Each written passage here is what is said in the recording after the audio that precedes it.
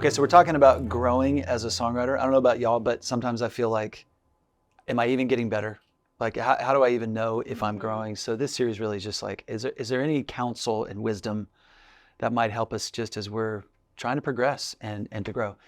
I want to first ask you, like, what counsel or advice that you got related to songwriting? Either somebody gave that to you, taught you that, or maybe you just caught it. Like sometimes just being around good songwriters, it's like, okay, I need to remember that.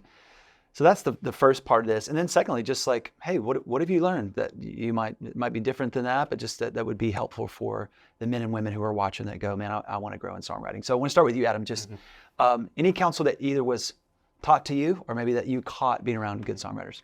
Yeah, one of my buddies told me, don't just send your songs to anybody.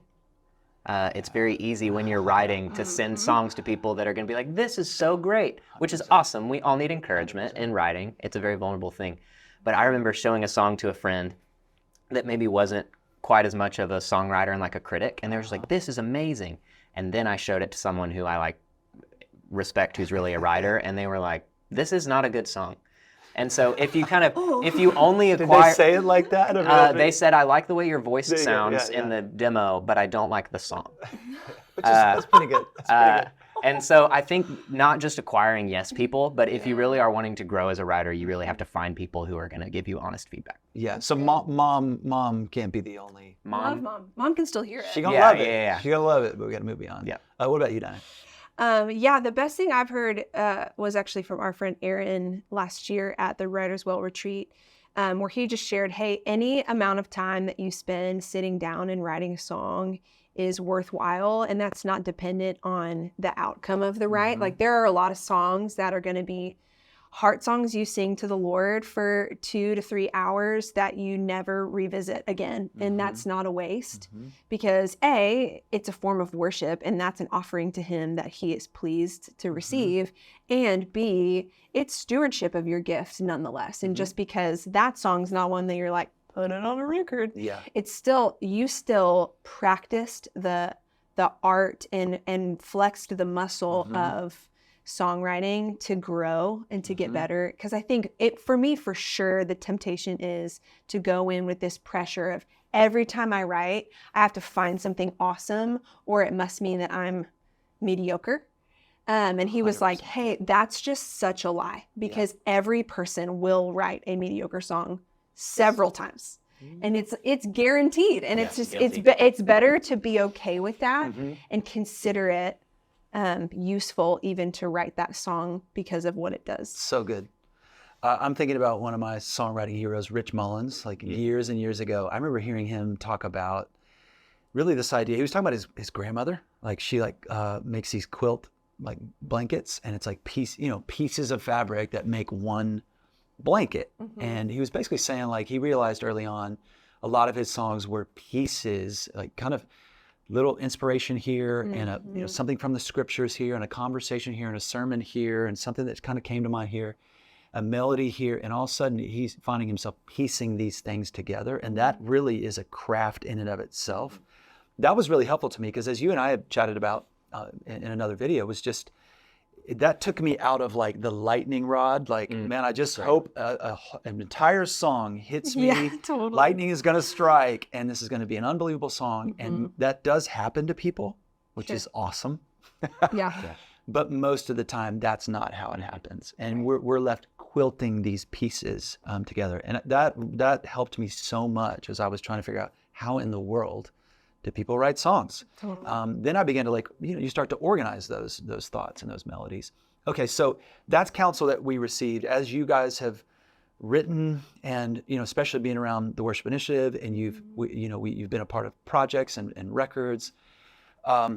What's counsel that you might give to men and women watching that would be helpful just as they begin to write? Can we start with you, Dinah? Sure.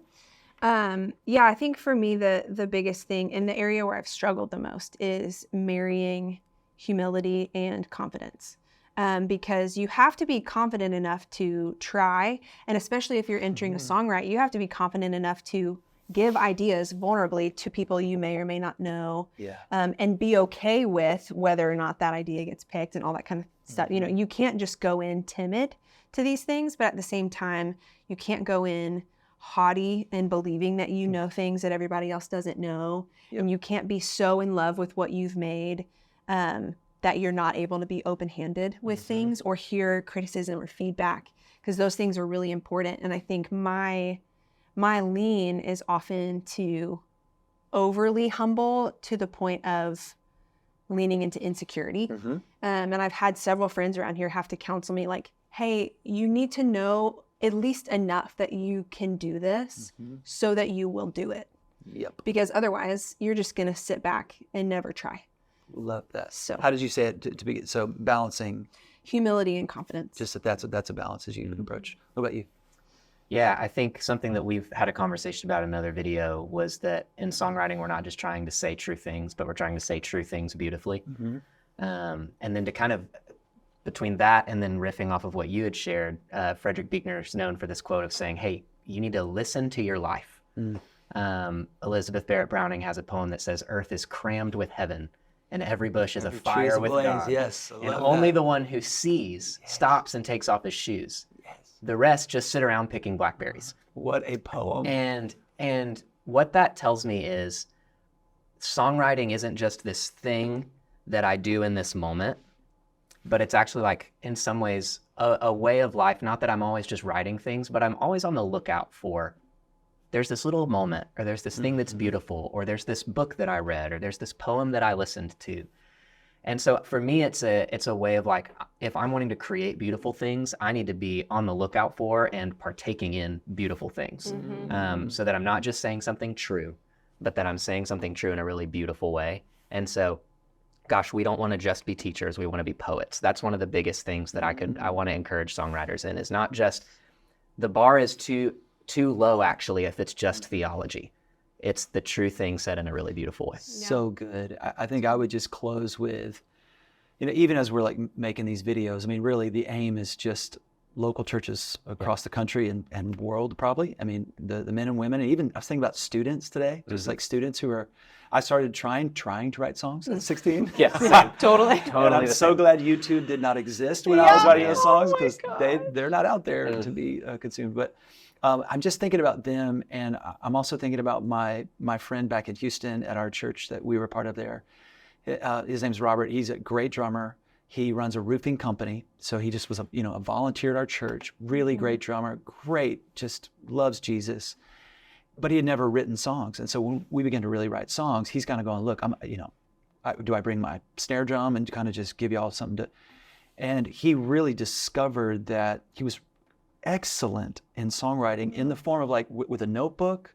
He kind of became a curator of what was happening, and he was really thoughtful with lyrics in ways that only came from a deep well, and never really had been in a setting where he got to use that gifting and that skill set.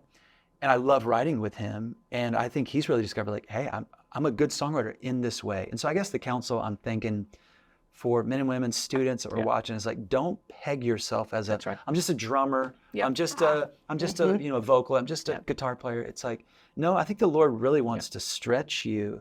And when you write in community, especially, you may just discover that your gifting is maybe not what you thought it was. And so get in there, do the hard work. Kind of to your point and to Aaron's point, do the hard work of writing.